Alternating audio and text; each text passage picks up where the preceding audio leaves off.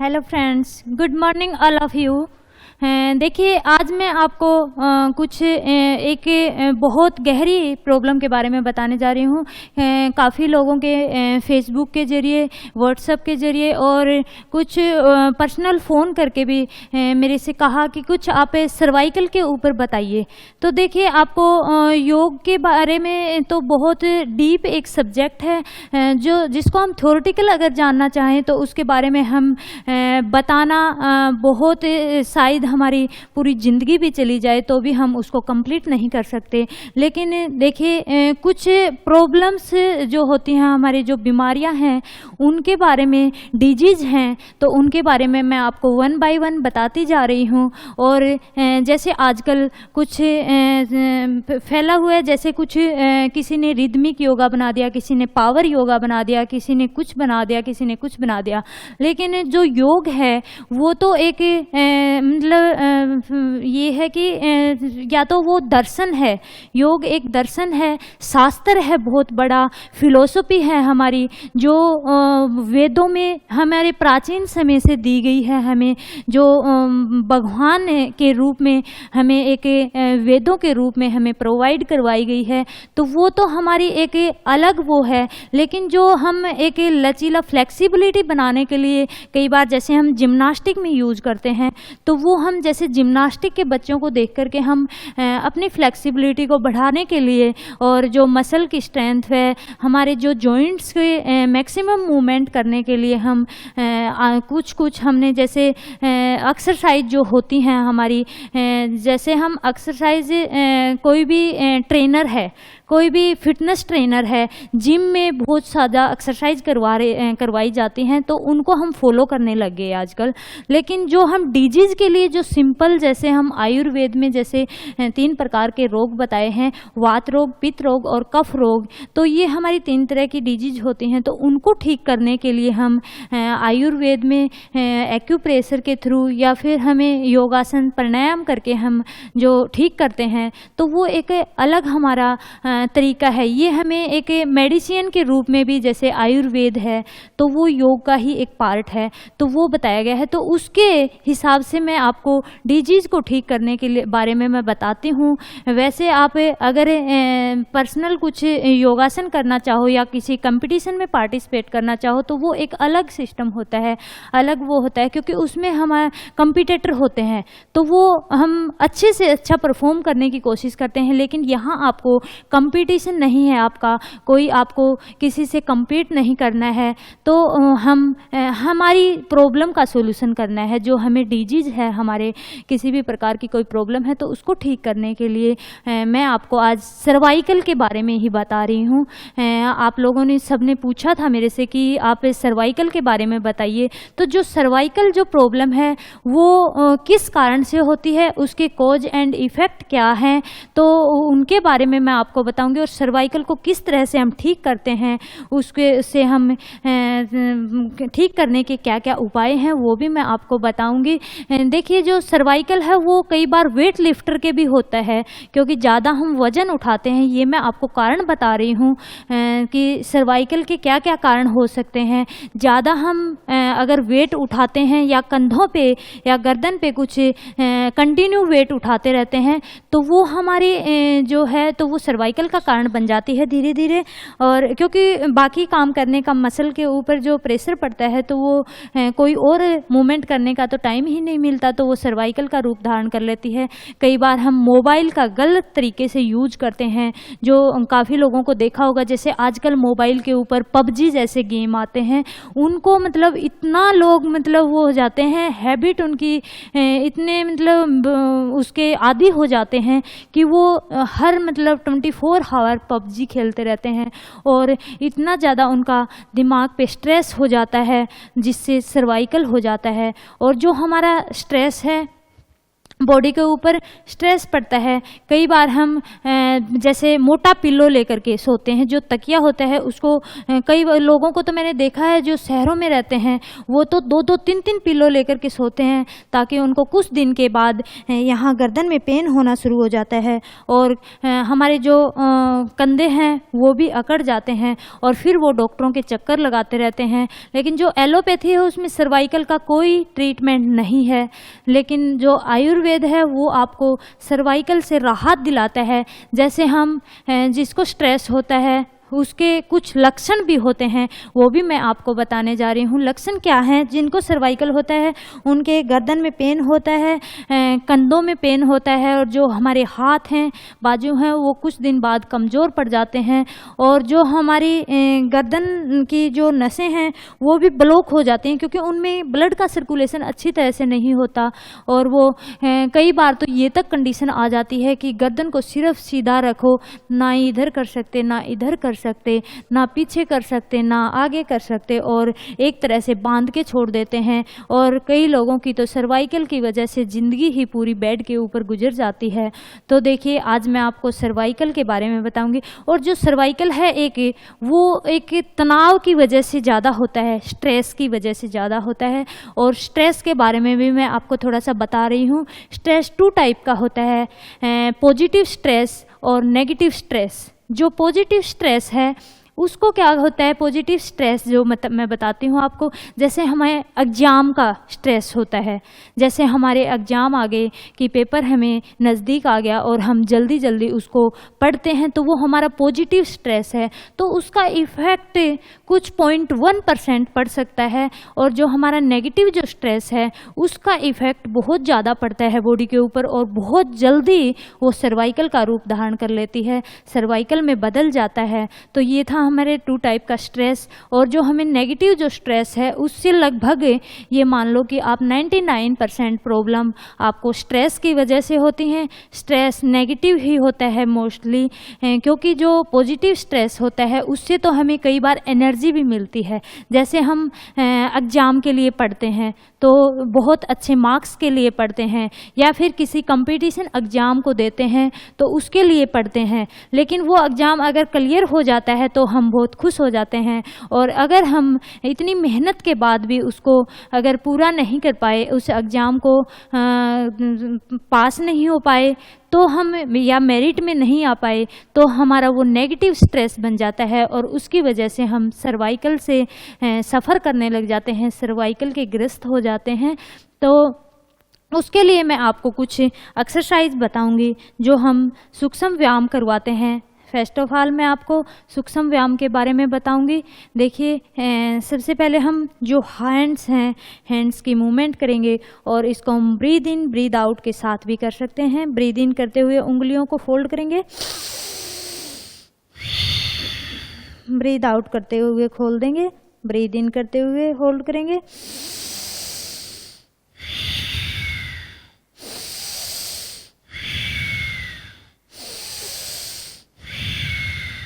ये सर्वाइकल के लिए बहुत अच्छी एक्सरसाइज है, क्योंकि सर्वाइकल में हमारे हाथों में और कंधों में अकड़न आ जाती है, तो उस अकड़न को दूर करने के लिए ये एक्सरसाइज है। अब हम रिस्ट को रोटेट करेंगे, एक बार राइट साइड रोटेट करेंगे 10 टाइम, फिर 10 टाइम लेफ्ट साइड रोटेट करेंगे। आप मेरे साथ मिलकर के धीरे धीरे कीजिए। चेंज, दूसरी साइड करेंगे, रिवर्स,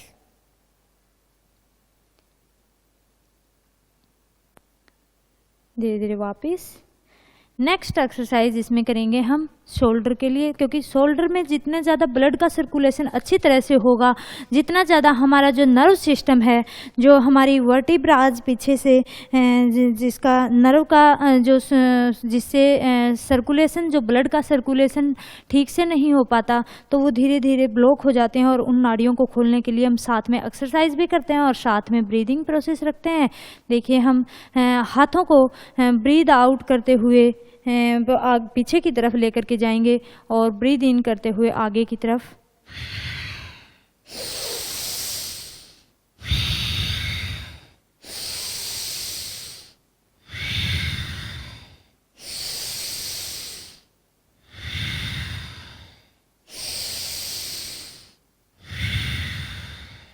रिलैक्स।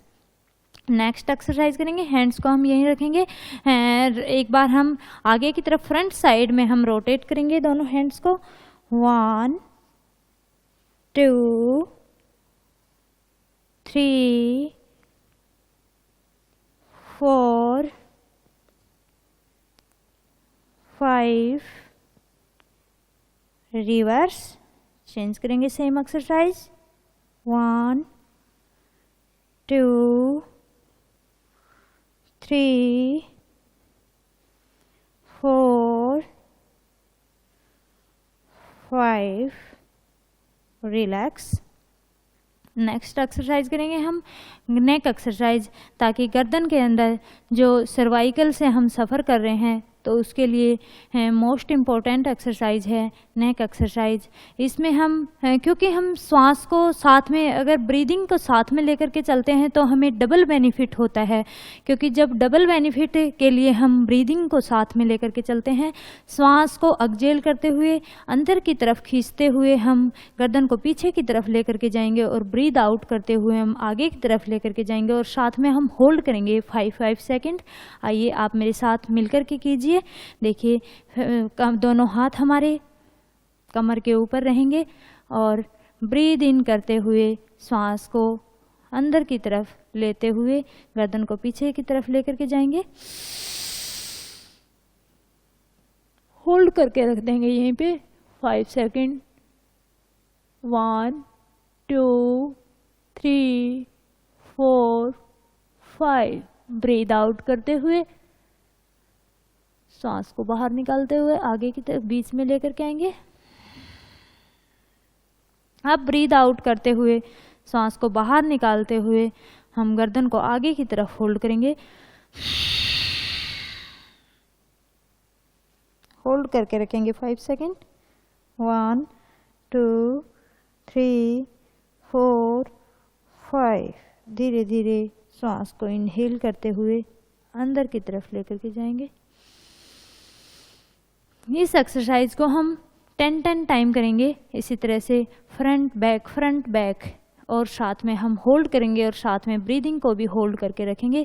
सेम इसी तरह से हम नेक्स्ट एक्सरसाइज करेंगे। एक बार गर्दन को, श्वास को इनहेल करते हुए अंदर की तरफ खींच करके हम राइट साइड ले जा करके होल्ड करेंगे। आइए मेरे साथ मिल करके कीजिए।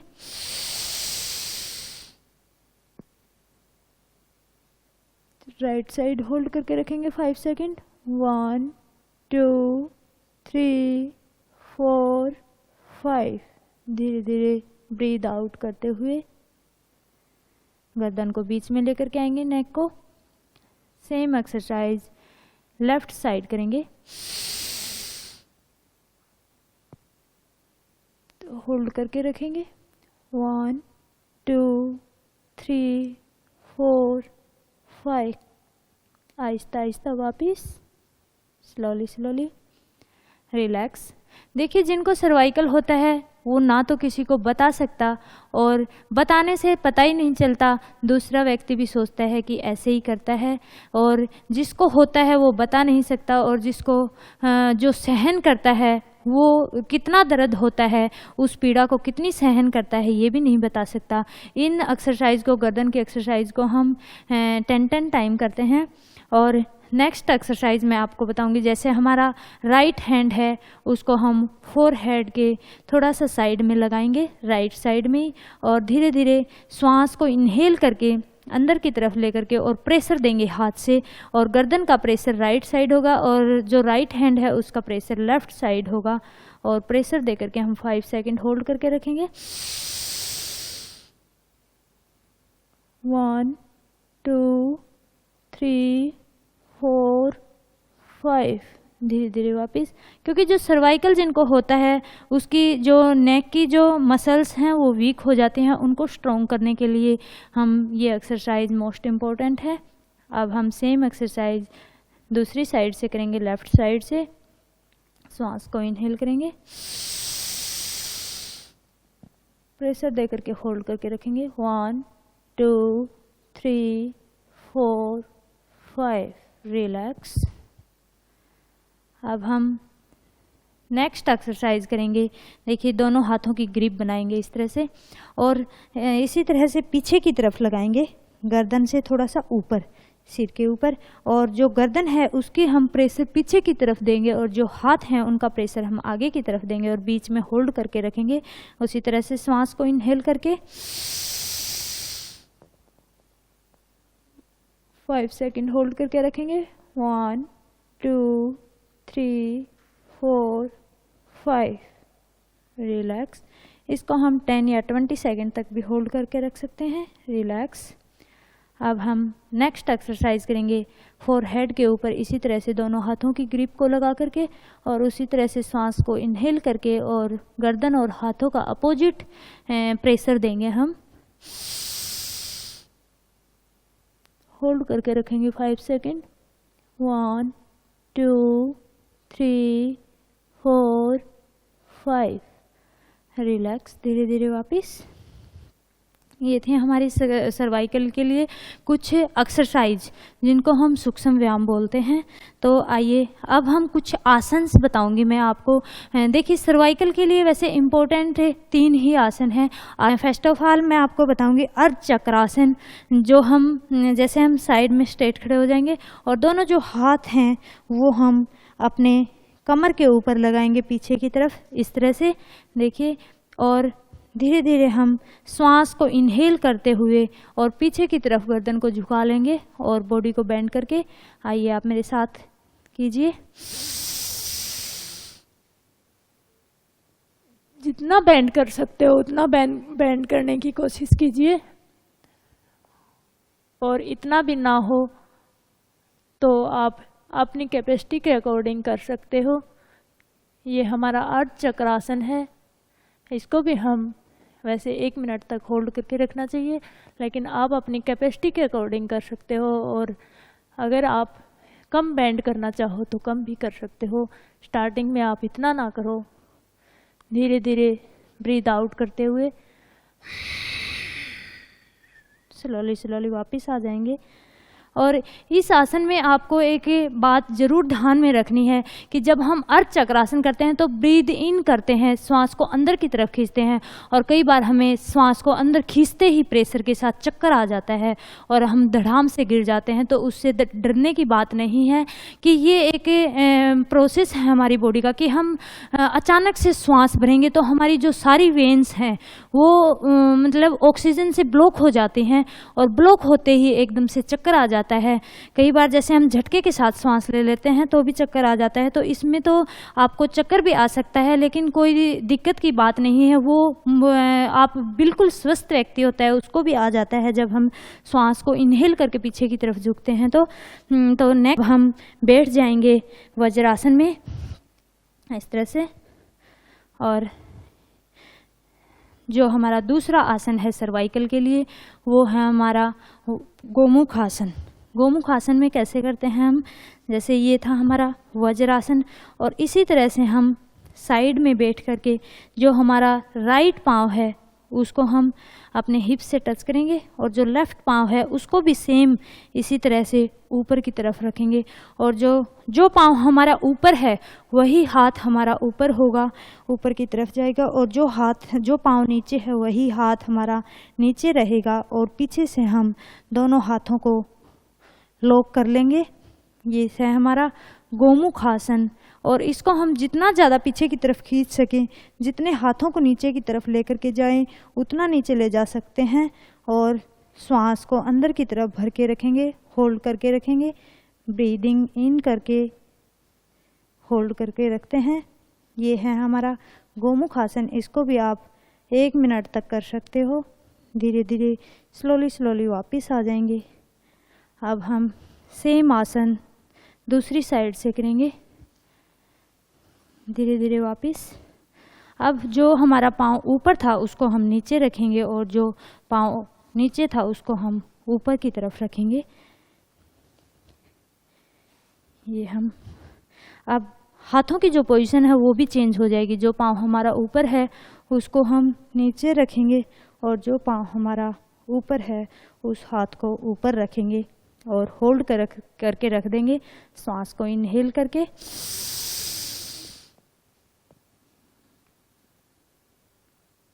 1 2 3 4 5। स्लोली स्लोली वापस।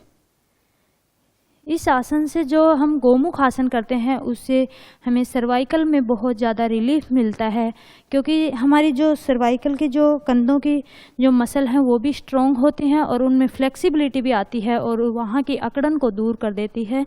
आइए नेक्स्ट आसन करें। उष्ट्र आसन में क्या करते हैं हम? सबसे पहले फर्स्ट ऑफ ऑल हम वज्र आसन में बैठ जाएंगे और दोनों हाथ घुटनों के ऊपर रखेंगे और धीरे धीरे हम बॉडी को ऊपर की तरफ उठा लेंगे। 90 डिग्री पे हमारी घुटनों के ऊपर हमारी बॉडी रहेगी। और अगर आप चाहो तो पैरों को मिला करके नहीं कर सकते हो तो आप घुटनों को हल्का सा खोल लीजिए, मतलब 1 फीट, और फिर आप पीछे से इतना ही आप अपनी एड़ियों को खोल लीजिए और दोनों हाथों को पीछे की तरफ हिल को पकड़ेंगे, एड़ियों को पकड़ेंगे और श्वास को इनहेल करते हुए, श्वास को अंदर की तरफ भरते हुए हम गर्दन को पीछे की तरफ लेकर के जाएंगे और इसको होल्ड करके रखेंगे। जितनी देर तक आप होल्ड कर सकते हो उतनी देर तक अपने श्वास को, ब्रीदिंग को भी रोक के रखिए। ये आपके सर्वाइकल के लिए मोस्ट इम्पॉर्टेंट आसन है। आहिस्ता आहिस्ता वापिस रिटर्न। धीरे धीरे स्लोली स्लोली अपने हाथों को ऊपर की तरफ ले आएंगे और वज्रासन में बैठ जाएंगे। हैं सीधे लेट करके पेट के बल लेट जाएंगे और भुजंग आसन जो हमारे सर्वाइकल के लिए इम्पोर्टेंट आसन है, भुजंग आसन, और जिनकी बैक में पेन होता है, जिसकी डिस्क की प्रॉब्लम होती है या L4 L5 में पेन होता है, उसके लिए भी बहुत लाभदायक है। लेकिन ये सर्वाइकल के लिए भी भुजंग आसन और तिर्यक भुजंग आसन दोनों ही इम्पोर्टेंट है। आइए आप मेरे साथ मिल करके अब भुजंग आसन करेंगे। दोनों हाथ साइड में कंधों के पास ले आएंगे और श्वास को इनहेल करते हुए, ब्रीदिंग करते हुए पीछे की तरफ लेकर के जाएंगे।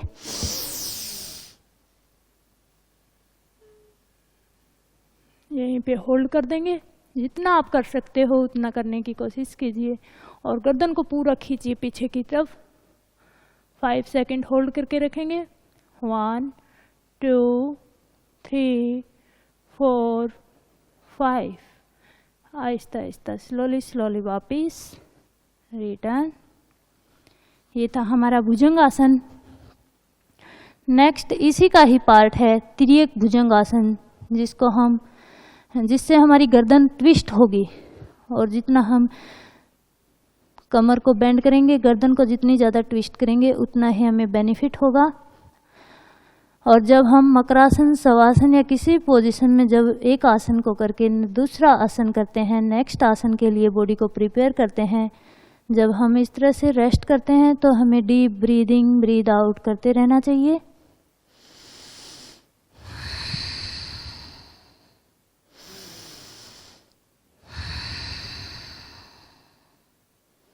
आइए अब हम करेंगे नेक्स्ट आसन तिर्यक भुजंग आसन। उसी तरह से सेम दोनों कंधों के पास आ जाएगी, दोनों हाथ हमारे पाम्स जो हैं, और धीरे धीरे श्वास को इनहेल करते हुए पीछे की तरफ राइट साइड ट्विस्ट करेंगे। जो हमारी पीछे से जो पाँव की एड़ी हैं, हिल हैं हमारी, उनको देखने की कोशिश करेंगे। ये है हमारा तिर्यक भुजंग आसन। इसको हम 5 सेकंड होल्ड करके रखेंगे। इससे हमारे गर्दन पे, कंधों पे और पूरी बैक पे प्रेशर पड़ता है। स्लोली स्लोली वापस आ जाएंगे। इससे हमारे कंधों की जो फ्लेक्सिबिलिटी है वो भी बढ़ती है। धीरे धीरे deep breathe in, breathe out करेंगे।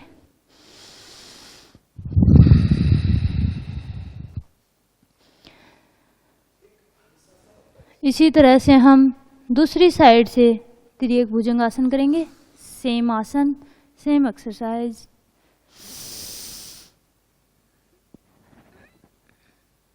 होल्ड करके रखेंगे 5 सेकंड। 1 2 3 4 5। धीरे धीरे वापस। रिलैक्स।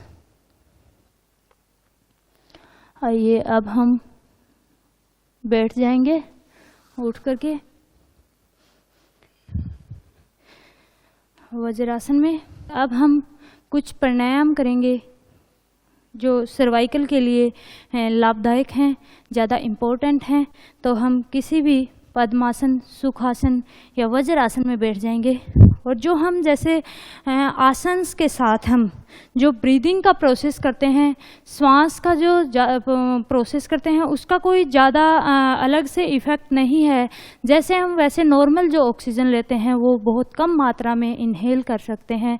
तो जो जैसे हम एक्सरसाइज करते हैं तो उसके साथ में हम एक प्रेशर के साथ जल्दी जल्दी हम अगर श्वास को इनहेल एक्सहेल करेंगे, छोड़ेंगे, लेंगे, तो उससे हमारी जो ऑक्सीजन की मात्रा बॉडी में ज़्यादा होगी। और ये सबको पता है जितनी ज़्यादा हमारी ऑक्सीजन की कैपेसिटी ज़्यादा होगी उतने ही हमारी बॉडी के सिस्टम्स और जो हमारे बॉडी में जो ब्लड का सर्कुलेशन होता है वो जल्दी जल्दी सप्लाई होगा। जो प्योर ब्लड है उसका सर्कुलेशन अच्छी तरह से बॉडी में पूरी बॉडी में सफ़र करेगा। तो इसीलिए हम ब्रीदिंग को साथ में लेकर के चलते हैं, साथ में करवाते हैं। तो आइए अब हम जो सर्वाइकल के लिए जो लाभदायक है प्राणायाम है वो है नाड़ी शोधन प्राणायाम और ब्राह्मरी प्राणायाम और ओम चैंटिंग, ओम का उच्चारण। तो आइए सबसे पहले हम नाड़ी शोधन प्राणायाम मैंने पहले सेशन में भी करवाया है और अब भी मैं आपको एक बार सिर्फ 2 टाइम आपको नाड़ी शोधन प्राणायाम करवाती हूँ। देखिए इसमें हम राइट नोस्ट्रिल को बंद करते हैं और लेफ्ट नोस्ट्रिल को श्वास को इनहेल करते हैं।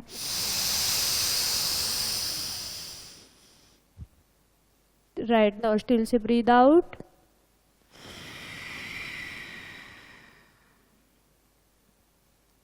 फिर से राइट नोस्ट्रिल को,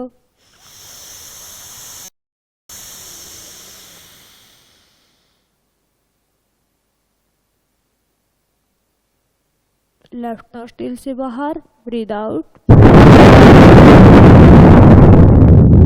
फिर लेफ्ट नोस्ट्रिल से। और इसमें जब हम नाड़ी शोधन प्राणायाम इसको इसीलिए बोलते हैं, इसमें हम जब ब्रीद आउट करते हैं आप करते रहिएगा और मैं आपको बता रही हूँ जब हम ब्रीद इन करते हैं या ब्रीद आउट करते हैं तो हमें 5 सेकंड होल्ड करके रखना चाहिए।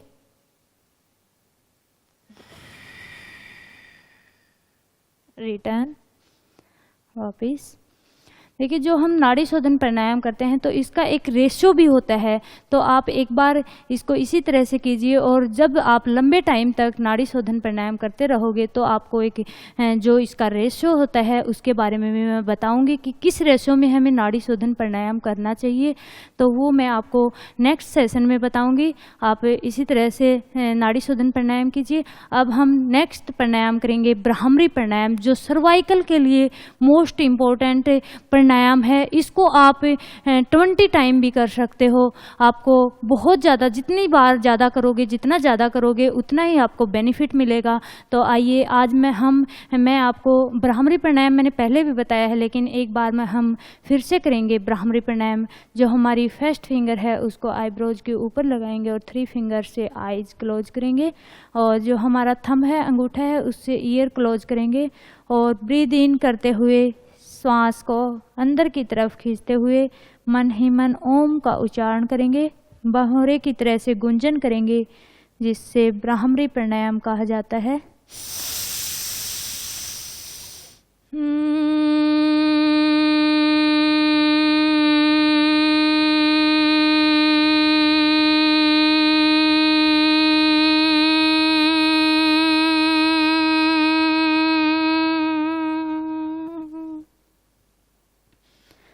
रिलैक्स।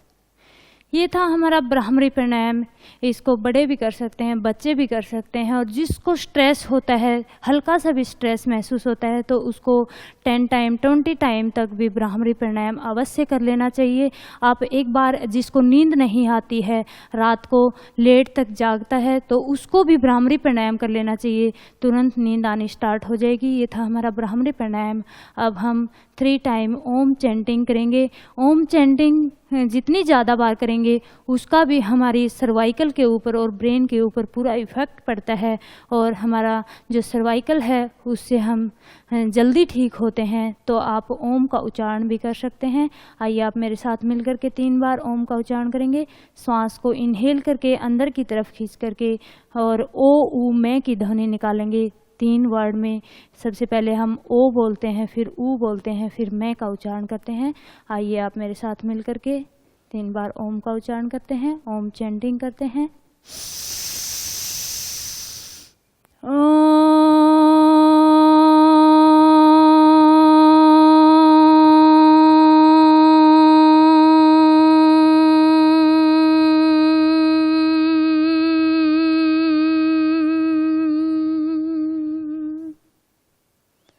Relax, repeat again.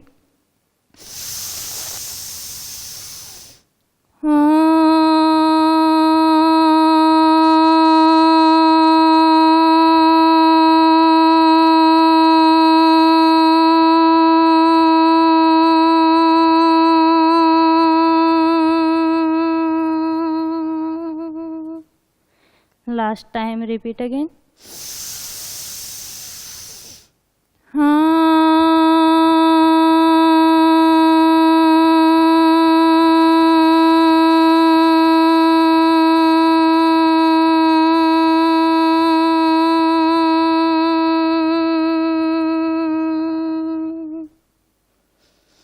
दोनों पाम्स को रब करेंगे, आईज क्लोज रहेंगी।